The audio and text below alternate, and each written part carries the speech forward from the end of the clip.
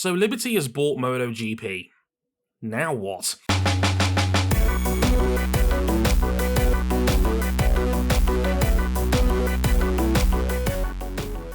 No, before anyone thinks it, this is not an April Fool's joke. Heck, the Financial Times was reporting on this last week.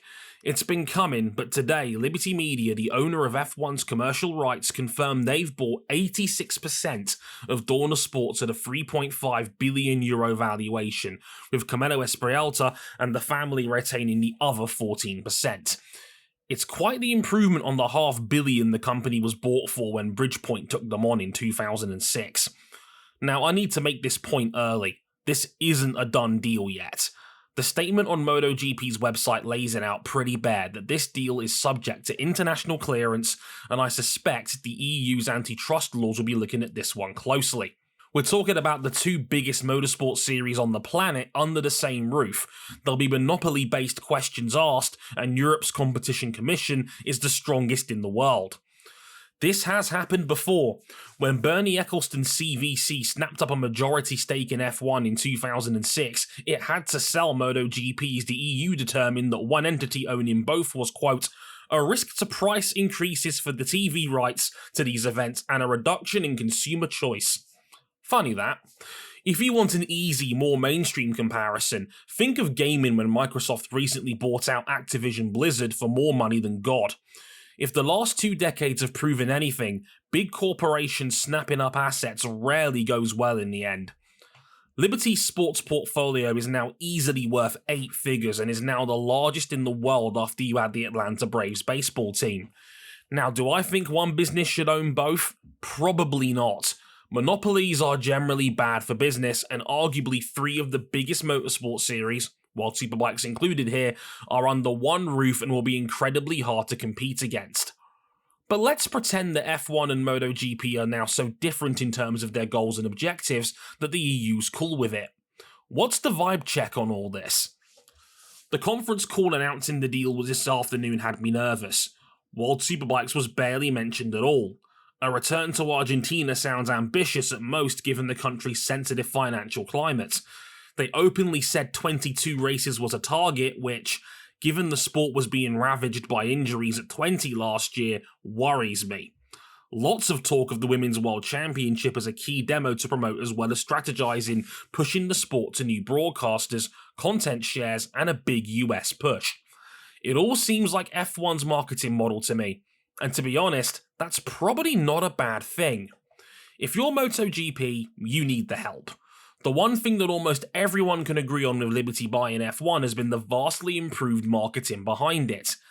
F1 had no social media presence until 2016, and it's done a brilliant job of closing that gap to the rest of the global sport in the 8 years since. Some might even argue they've been too good at it, with many fans complaining that the entertainment at all costs mantra the series has damaged its integrity. To a degree, I get it. F1's not done itself many favours in the court of public opinion lately. Some of that is elements that are beyond its commercial rights holders' control, like Abu Dhabi's 2021 farcical ending, or the clashes between them and the FIA as a governing body, as both entities fight over the sport's lack of true leadership. Some of that is a lot of older F1 fans who insist on gatekeeping the audience, as Drive to Survive provided a huge shot in the arm, taking reality TV vibes and pushing their characters out on the global stage of Netflix. Yeah, uneducated fans scare people, even if you were probably that same person yourself in the past.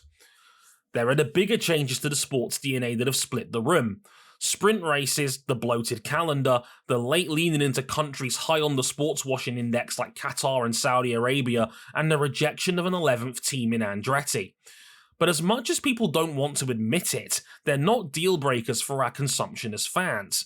At this point, it's hard to deny that Liberty's influence on F1 has been largely positive, and the sport is in way better health than it was. Don't forget, we just came through a once-in-a-century pandemic too. And ask yourself this, when MotoGP was under Bridgepoint's leadership in 2006 to 2023, did you ever hear anything about them when it came to giving a shit about it? They're a venture capitalist firm that own the sport for profit and nothing else. Say what you will about Liberty, but they're actively wanting to grow what they have. This matters because no matter how you slice it, Dorna and MotoGP are lagging from a promotional standpoint. As a man who's watched both series for 20 years, in this writer's opinion, if you can stomach it, MotoGP's racing product has been some of the best in the world for a long time. But it's always had that same muttered under the breath frustration when you talk to any bike fan about it. Why aren't more people watching our brilliantly entertaining sport? Something that's only doubled in my feeds now I watch IndyCar. Unlike those guys across the pond, the simple answer is that the sport doesn't know how to garner new fans. MotoGP now has the same problem World Athletics had with Usain Bolt, only their version was Italian and also had an affinity for wearing yellow. Both sports never contemplated pushing themselves to promote their sports as a whole, even when they knew their talismanic breadwinner was winding it down. Athletics has looked itself in the mirror ever since and wondered why Noah Lyles, Jakob Ingebrigtsen and Mondo Duplantis can't move the needle like Bolt could. MotoGP's now been doing the same in life after Valentino. Losing 4 years of prime Marc Marquez didn't help, but the current state of the sport tells you all the clues. Francesco Bagnaia is a wonderful bike rider. He's won 2 world championships and has a good chance of three-peating. That would put him deep into the all-time great discussions that we do in any sporting dialogue. But I promise you, most people wouldn't recognise him if he walked down the street, even less so if it was Jorge Martin or Fabio Quartararo outside of France. On a more macro scale, I witnessed Silverstone firsthand have to work very hard to make its two-wheel GP worth going to again after a startling attendance of just 41,000 rolled up in 2022. Maggio pulled similar numbers after shockingly high ticket prices and a lack of Italian needle mover. Generally speaking, attendance has been going down for the last few years. Same in the sister brand of World Superbikes. Their racing has been stunning, a genuine golden age of manufacturer support, superb racing, and competitive balance with recognisable names like Jonathan Rea, Alvaro Bautista, and Toprak Razgatlioglu. But very few people are going out of their way to watch it. MotoGP tried their version of Drive to Survive via MotoGP Unlimited and it was a bust, not going down well with its core audience, and had a botched launch in the UK with technical problems on Amazon Prime Video. Although to their credit, There Can Be Only One on YouTube is genuinely excellent and well worth your time, but 150 to 200,000 YouTube views isn't Netflix. MotoGP wouldn't have hired Dan Rossamundo as Chief Commercial Officer straight out of the NBA, one of the best promoted sports in the world, if it didn't recognise that they had a problem. And I know the man has been in dialogue with media firms like my old friends at the race, asking what can be done to improve that relationship. Ask any YouTuber who's tried to make the most out of the sport for content. Stares directly into the camera as I process another content ID claim. See what I'm getting at here? Dorna needs the promotional help, and F1's been good at that for some time now. I just wonder how much influence Liberty will ultimately have. The statement says that Dorna will remain independently ran, which suggests that the sport will just let MotoGP do its thing, but I wonder if there'll be voting rights involved on the board's table if Liberty does want to push what they think is right for the sport. I hope Liberty largely leaves MotoGP's operations alone and focusing on the marketing of the product is an easy win for them to join forces in that department, because while MotoGP has its own set of sporting problems with dirty air and ride height devices neutering the entertainment factor, it's not like F1's had a string of classics post-Liberty. Think about it. Since 2017, how many genuinely good F1 seasons can you remember? 1? Maybe 2? And has it mattered? Not really. F1's revenue went up 25% last year.